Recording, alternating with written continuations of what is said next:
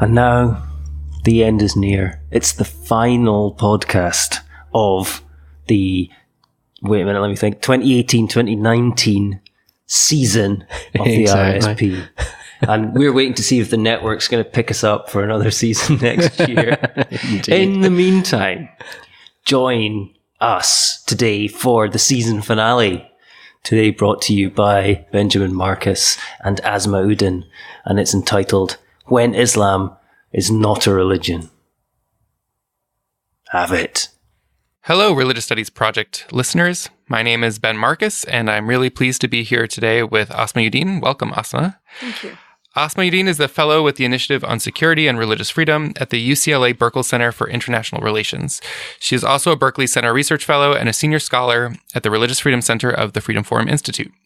Uddin previously served as counsel with Beckett, a nonprofit law firm specializing in U.S. and international religious freedom cases, and was Director of Strategy for the Center for Islam and Religious Freedom, a nonprofit engaged in religious liberty in Muslim majority and Muslim minority contexts. She is widely published by law reviews, university presses, and national and international newspapers. She is also an expert advisor on religious liberty to the Organization for Security and Cooperation in Europe and a term member of the Council on Foreign Relations. In addition to her expertise on religious liberty, Uddin writes and speaks on gender and Islam, and she is founding editor-in-chief of altmuslima.com. She graduated from the University of Chicago Law School, where she was a staff editor at the University of Chicago Law Review. And we're here with Asma today because she just wrote an excellent new book that I've had the chance to get a sneak preview of, which is titled When Islam is Not a Religion, Inside America's Fight for Religious Freedom, out on July 6th and available for pre-order now. So I'm excited to have Asma here today to talk about that book. And I want to start off with a broad question that really is the context for the book that you're writing, which is, was there a specific moment or experience that alerted you to the fact that people are seriously arguing that Islam is not a religion? There was. And thank you, Ben, for having me here. It was in 2010. I was still at the Beckett Fund, and I was working on a case in Murfreesboro, Tennessee, involving the Islamic Center of Murfreesboro and its attempt to build a new facility. As is very common with Muslim communities across the U.S., the community in Murfreesboro had outgrown its space numerous times and was tired of moving from apartment to garage to storefront, and decided that it needed a permanent spot, something that was big and could accommodate them and their growing congregation over the course of many years. And given the existing relationships that the Muslims of Murfreesboro had with others in that community, they were totally caught by surprise when, in the course of the construction of this building, the construction site and much of the construction material was actually set on fire. And those flames, as they were sort of eating up the site and these materials, those are really sort of like the opening scene of my book, because it was in that moment where there were these very sort of clear signs that there was going to be real tension. And in terms of chronologically speaking, the timing is important because this incident happened pretty much on the heels of the Park 51 dispute that has sort of erupted and taken over both New York City and national headlines, dealing with a mosque project, or a project that was deemed to be a mosque, was actually a cultural community center in New York. And so the two incidences are linked in terms of the substance and the timing, but the argument in Murfreesboro was clearer than it had come out in the animosity against the Park 51 building, in that in the Murfreesboro case, it was actually argued in court over the course of a 6-day hearing, and which is a significant fact because the judge didn't stop the questioning. Right. It went on. Typically, if a lawyer gets out of line, the judge shuts it down. But in this case, it was allowed to go forward. And in the course of that 6-day hearing, it was argued very explicitly. I mean, there's been a long time where these arguments have implicitly made the argument that Islam is not a religion, but those actual words were stated in court. And the argument was essentially that all the different protections that houses of worship get under the law do not apply in that case, because Islam is not a religion. And what are they arguing that Islam is? What are they saying? If it's not a religion, what can it be? There tends to be a number of responses to that, but the most sort of dominant response is that it is a political ideology. And, furthermore, a dangerous political ideology that is bent on taking over the United States, that is at odds with the U.S. Constitution, and its ultimate goal is a subversion of that Constitution. And I assume did the judge say anything, provide any good questions that would try to undermine that argument, or did the judge just let that go forward unchallenged? I mean, it was a number of witnesses that were questioned with really sort of outrageous questions, such as, if a religion allows it, is founded by a prophet that engaged in sexual relationships with an underage girl, specifically a 6-year-old, would you call that a religion? I mean, these are like commissioners and various government officials sitting on the stand being asked to answer these sorts of questions. Wow. So what do you find most alarming about this move to redefine Islam as something other than a religion? What have been some of the tangible repercussions or consequences of this? Yeah, I think the conversation on Islamophobia has been going pretty strong for a long time. A lot of scholars and activists have noticed this trend. And what I noticed when I set out to write this book was that the conversation is almost exclusively based on what the media and what politicians are saying, which is very important, obviously, because of the impact that both of those players have on our society. But nobody was really looking at the effect of this rhetoric on constitutional rights. And to the extent that that sort of bridge was being made to tangible results, it was almost always like in light of national security policy and questions of immigration and detention. But it was a little odd for me, actually, that Muslims as a religious community, that conversation wasn't happening through a religious liberty lens, which I actually get into in the book, actually, to the extent that framing in itself is another way of essentially saying that Islam is not a religion. I mean, if you keep talking about it in some other terms and not as a religious liberty issue, you're almost implying that the religion isn't the proper lens to be looking at this through. And so when I set out to write this book, I was really coming from my background as somebody who's a lawyer and writer focused on religious liberty in the U.S. And abroad, and wanting to change that conversation a little and turn the focus a bit to the concrete effects on religious freedom, and which is what I spend the entire book looking at, is the various ways that Islam is not a religion argument comes up. Sometimes it's very explicit, sometimes it's implicit, but in all cases, it's very obvious. And then I have several chapters, each dedicated to a different area of religious exercise where this argument has come into play to diminish legal rights for American Muslims under the U.S. Constitution. That's so interesting. I wonder if you've seen any changes in the strategies of lawyers or legal scholars who are advocates for the Muslim community. Are they starting to add in legal language protecting the rights of Muslims that are not just based on the First Amendment, but based on other laws or legal precedent in their court cases? Are they drawing on 14th Amendment or other laws or statutes? Yeah, I mean, I haven't done a full survey of actual briefs filed. It's more so which are briefs being filed at all type thing. But I did see some legal literature, academic literature, where Muslim writers were arguing that that Islam and protections for Muslims needs to be defended under sort of the racial discrimination elements of the Equal Protection Clause. And in some cases, the argument went so far as to say that it should be used instead of religious liberty arguments because it more accurately captures what's going on. And that was, again, I mean, this was something that I read very early on in my research, which again was very alarming for me because it wasn't just that there was a failure to understand these issues, but it was an actual concerted effort to diminish the importance of that. So again, it's sort of this move within the community. It's not just outsiders who are saying this, but now it's like a move within the community being like, yeah, I think a better way to think about what we're going through is racial discrimination, and let's advocate for it that way. Mm-hmm. And I think that in itself opens... I mean, I think the racialization of Muslims is a reality. I think that is a phenomenon. But when you begin to say that it is racial instead of, or that the racial element is more important, then you're creating exactly the space that these other people who want to diminish the religious status of Islam, like you're giving them that opening. Right. And that's worrying.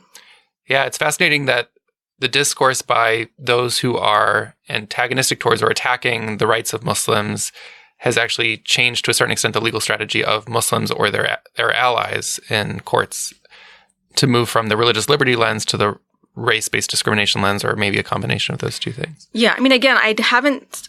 That was advocacy that I saw in the academic literature. Mm-hmm.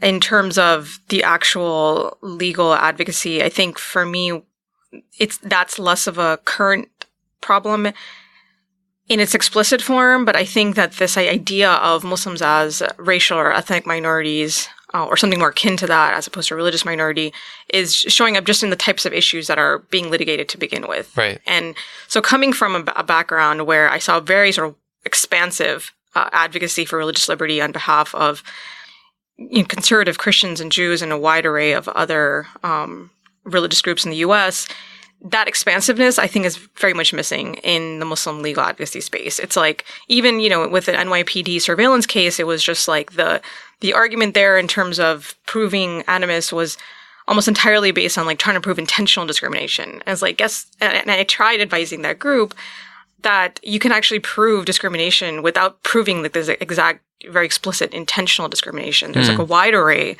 of ways to prove that there was systemic sort of differential treatment in a very systemic way. It could be something that's not on its face discriminatory, but applied in a particular way. Right.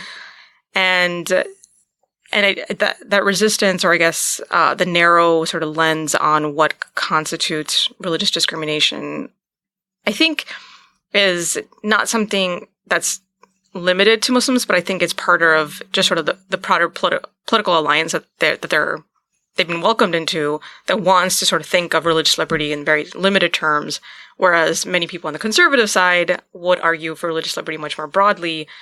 And so I think there's like all those sort of political elements mixed in as well. Yeah, that's fascinating. And are you seeing it show up in the courts? So could you tell us a little bit more about how your work ties into the argument that courts are biased against Muslims, that somehow religious freedom is for Christians only? This is something that's come up with a few of the Supreme Court cases that were decided just in the last year, that religious freedom laws are only really being applied to protect Christians and not Muslims or other religious minorities. Could you speak a little bit more about that? Yeah, so I think that more extreme version of that statement, this idea, as you stated, the New York Times perfectly sort of encapsulated that in the editorial board of the New York Times put out a piece about a month ago. The title was, "Is Religious Freedom for Christians Only?" And I think that that's an extreme version of what I'm looking at. I don't think that the bias is that extreme, and I definitely don't think that's the case with the U.S. Supreme Court. Do I think that there is some problematic bias and there's some dynamics that need to be looked at and questioned more closely? Yes. There is evidence, there's actual statistical evidence that a number of different researchers have put together looking at religious liberty cases brought under a wide array of legal bases, whether it be the Free Exercise Clause, the Religious Freedom Restoration Act, and so on. And looking at these cases over the course of, like, one study, for instance, looked at it over the course of a decade and found that that Muslims were the least likely have their religious liberty claims resolved in their favor. Wow. I think the only one that was competitive with that was Black separatist sects. So there's a number of studies looking at that and bringing this issue to the fore, and these researchers then also take the step of trying to figure out why, like what's going on, right? Because when it comes to legal cases and the resolution, there could be a number of different things going on. It could just be, for instance, that many of Muslim claims are for Muslim prisoners, and Muslim prisoners generally are notorious for bringing frivolous claims. So is that what's going on? Well, no, because if it was frivolous, it would have been dealt with much before a judge actually got to writing an opinion, deciding a case. Right. And so, for instance, a study that I discuss in some detail in the book is one by Gregory Sisk and Michael Hayes, and they go through a number of explanations of what they think, and they explain why they aren't the right explanation, and they finally conclude that it's bias. It's a bias that a lot of judges probably don't even realize that they have, but they, as human beings living in a society that's sort of saturated with this, are essentially being affected by what's going on outside the courtroom in terms of how they're viewing the Muslim claimant in front of them. Sorry to interrupt the episode, but we just wanted to let you know, to remind you about our Patreon link. The Religious Studies Project has always been free since its inception, but we know that there's a great problem in academia with people not being paid for the work that they're expected to do, particularly early career scholars. And we at the RSP want to be part of the solution, not part of the problem. So you can help if you can spare even £1 a month by going to patreon.com/projectrs and subscribing. We know that these podcasts are very useful for people who are teaching and people in their learning. So if you can help either by subscribing there or by making a one-off donation using the PayPal button on our website, it would be greatly appreciated and will help us keep bringing you this podcast for free and fight against exploitation in academia. But now, back to the episode. And so there's that empirical evidence. And then in terms of the type of thing that the New York Times was seizing on, I think it's significant that it is the New York Times and its editorial board, because it's really reflecting, I think, what many Americans are feeling in light of more recent decisions. I think that contrast that we saw this past summer between the Supreme Court's, the way it dealt with animus, religious animus, or anti-religious animus, in the Masterpiece case. And there was a lot made of what the commissioners in the Colorado Human Rights Commission had said about Jack Phillips' Christian beliefs or religious beliefs specifically. And that was enough to essentially sort of hold in favor of the baker. And then 3 weeks later, you have the travel ban case where there's just way more evidence, animus, and it's like the president of the United States who was engaging in this. And it was just sort of deemed an issue by the majority that wasn't relevant. And there are all kinds of other complicated factors here, right? It's not just a state commissioner. It's the president. And the president comes with all kinds of special privileges. But many Americans, and it's also the fact that the dissent in that case disagreed and said that, well, I don't think that that's the way law should really be interpreted in this particular case. And so there's that plausible legal argument for why animus should have played a bigger role. But then that contrast really, I think, left a lot of Americans seriously wondering about the sort of impartiality of our justice system. And then it came again to the fore in February, just about a month ago, when we dealt with the case involving a Muslim inmate, a death row inmate who wanted an imam with him in the execution chamber and was told that he couldn't have him there with him because the only clergyman allowed in there was one on staff, and the only one on staff was a Christian clergyman. And so, again, it was just, I think that especially because the facts of that case are just so, like, heartbreaking. It's like your final moments. And the fact that it wasn't just like no clergymen are available. I think Alabama has actually moved to that position now, which I think is bad for other reasons. But it was like, well, if you happen to be Christian, you'll get him. Yeah, right. And so I think we're consistently seeing this. And of course, there's the bigger looming question of how partisan the Supreme Court is, right? And we saw that blow up with the Kavanaugh hearings. So you've outlined so many challenges to trying to help the public understand the nuances of this issue. Obviously, there are compelling empirical evidence that you mentioned from different scholars who've been researching the success of religious liberty claims by different religious groups. You've talked about public understanding of how the Supreme Court and other courts have interpreted the First Amendment, the New York Times editorial board piece.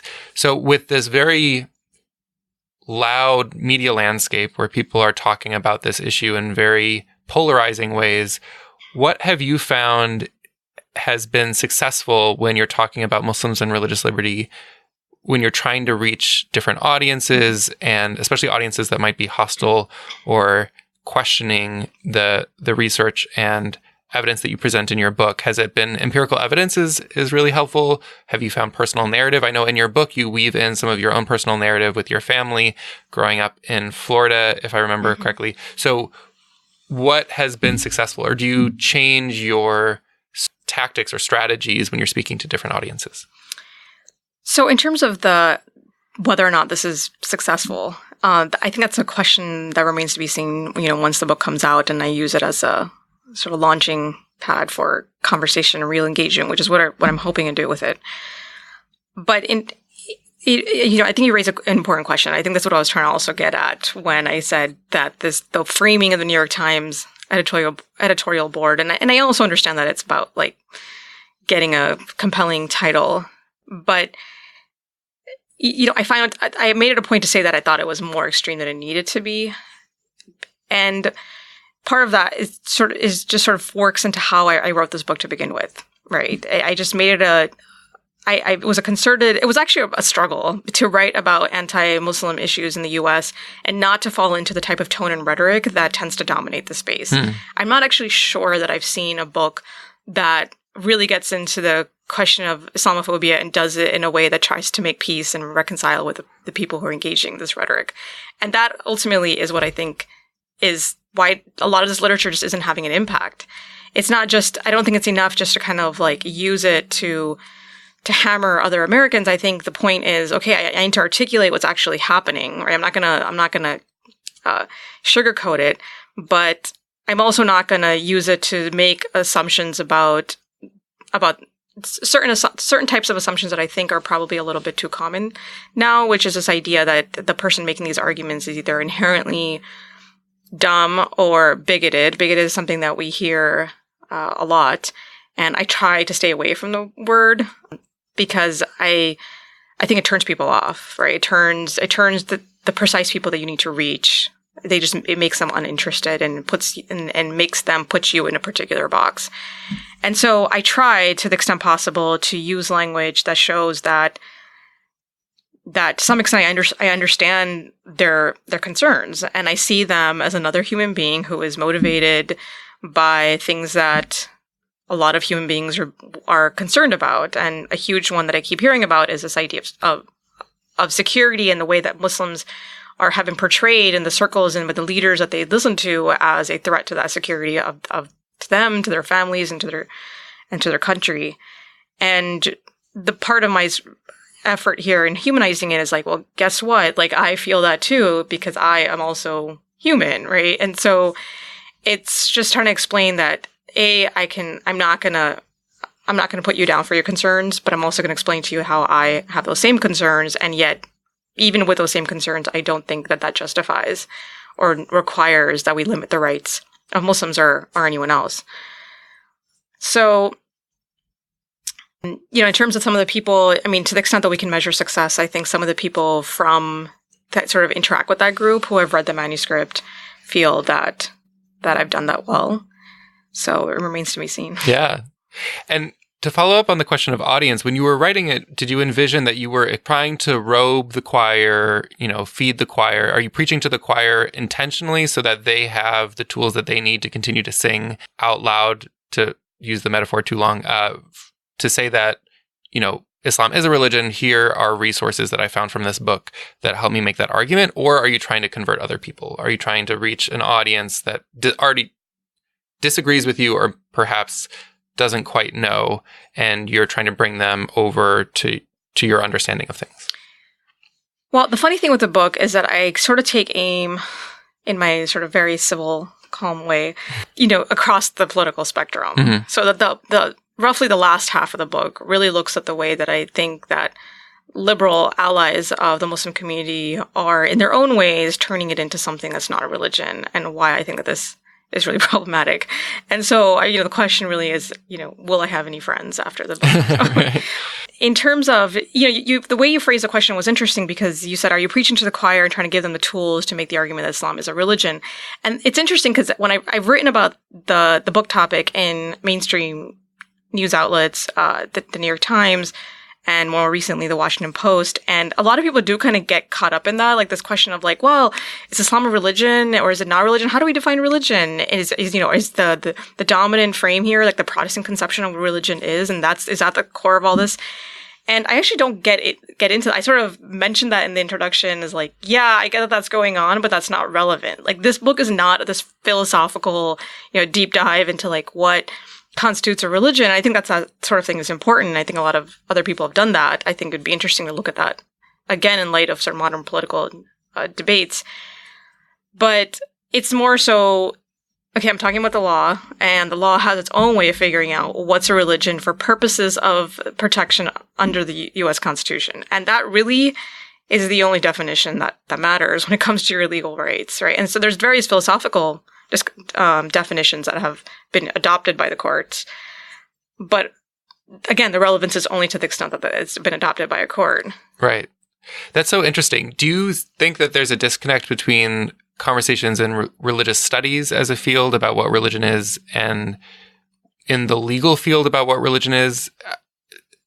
Are the courts listening to religious studies scholars when they're trying to make sense of what constitutes a religion and what doesn't? Or is it its own tradition and they're just referring back to their own tradition and not really in conversation with religious studies scholars? Well, again, I mean, the currently it's Paul Tillich's definition of religion has really, and the U.S. Supreme Court has never defined religion. But the federal appellate courts have, and there isn't like this one agreed upon definition in the legal world. But for purposes of actual legal protections, there is an understanding by the courts that whatever the definition may be, it has to be pretty broad. Mm-hmm. And that judges are not in the best position to be defining sort of philosophical parameters of what constitutes religion. So to the extent that they can turn to philosophers and religious, religion scholars to have the terminology and to help them figure out some sort of way to articulate this, they do that. But they're more sort of concerned about how do we sort of capture what we're trying to protect without necessarily creating too strict of a boundary?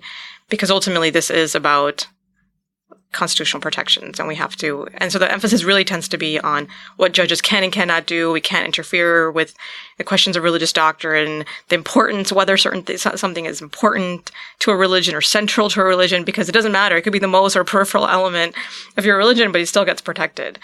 And so, that's really interesting. Also, if you start tying it back to the discourse around Islam is not a religion, because a lot of that discourse tends to be, well, Islam is not just a religion, or more specifically, as some pretty high-profile people have said, only 16% of Islam is a religion. How do they quantify that? Well, my sense is that it all comes from a studied or extensive ongoing studies done by the Center for Security. What's it called? Center for the Study of Political Islam, CSPI. And they actually apparently have gone through all the various sort of Muslim core texts and have sort of categorized what they think constitutes religion versus politics. And based on this categorization, have come up with the 16% number. And of course, it's like, the fact that outsiders are sitting there kind of parsing through this way, coming up with their own definitions of where religion ceases to be religion and politics starts, it really kind of shows like just how ridiculous the process is, just purely from like an intellectual perspective, but then also what it leads to. Right. Right. And so that's exactly the sort of thing that judges have to stay like very far away from. Right. Wow. Well, as we wrap up, do you have any thoughts about the future? Do you think that we're moving in a positive or a negative or a neutral direction? Are you seeing groups that are popping up that are more vocal in their defense? I don't know if defense is the right word, but their explanation that Islam, of course, is a religion? Or are you seeing more and more groups that are popping up making this argument that Islam is not a religion? Where do you think that we're heading? And I know that's a very broad question, so you can answer in the courts or just in the public discourse. Do you think that there's reason for hope or a reason for some concern, or both? I would say both. In terms of the people who might be popping up to make the case that Islam is a religion, I think that they are not yet popping up, at least not in that form, because I think that what the book seeks to do is articulate the problem. And once I articulated it, lots of people were just like, yeah, I had heard that, but I just sort of dismissed it. Yeah. And it's really about like, don't dismiss it, focus on it. And even more recently, with the Australian senator commenting on New Zealand mosque attacks, he put out an official statement that said Islam is not a religion and these people are not blameless, even if they are essentially, being gunned down in their own house of worship. They are somehow not blameless. And again, it was just like, people were like, oh my God, this is like crazy. But it was just like, it's crazy. And then the attention sort of diverted from it. And my intention was to bring it back. It's like, you've seen this before. It's happening again. It's an official statement put out by a politician in the most gruesome of circumstances. And I'm trying to direct the attention to that. Because you can't really take it seriously and begin to figure out a solution to it if you don't actually realize it's happening. Right. And if you don't realize it's part of a larger concerted plan with particular goals in mind.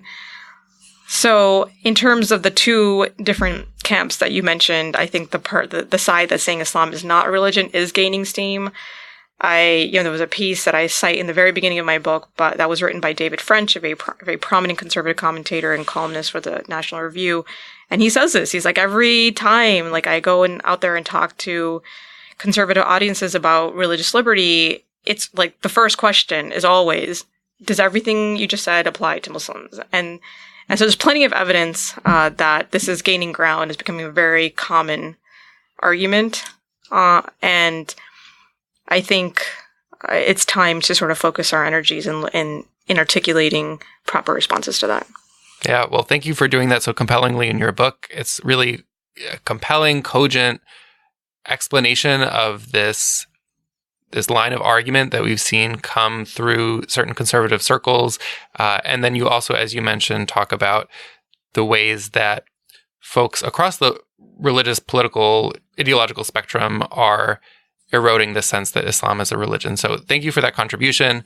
As a reminder to our listeners, the book is out on July 6th. The title is When Islam is Not a Religion, Inside America's Fight for Religious Freedom, and you can pre-order it now. Thank you so much, Asma, for coming in. I really enjoyed the conversation.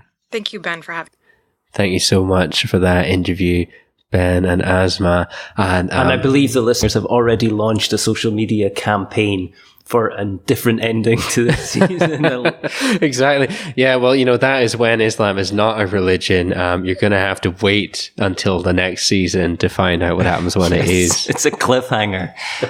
To keep people coming back. Talking, though, of coming back, we will be back, of course. We will indeed. We're not going to tell you what the next podcast is going to be because we don't know. Yeah, we haven't recorded it. It's that simple. Well, there should have been last week a podcast recorded. Last week when we were recording, I believe at a special conference that was in Norway, and also the EASR conference is at the end of June. Is it happening right now? It's next week. Oh, for the listener. Yeah. No, it's happened already. Yeah. So it's happened already. So the EASR has just happened, and we should have had a few interviews from there. Exactly. So yeah, but use the summer period or winter period if you're in the other hemisphere to maybe catch up on our back catalogue. Over 300 episodes in there. Indeed. I know that every time I delve back into the archive from 2012, 2013, I find whole new takes on things. And your interests change over time as well. And the things that I might have been drawn to back in 2012, and it might be the things that I wasn't interested in then that are now sort of drawing my eye because I'm less familiar with them, or there's a methodology that I've got interested in the meantime. Absolutely. We've been calling out at the end of the episodes for the past few weeks to let you know that now's a good time to get in touch if you would like to be a podcaster, if you would like to do some interviews for us.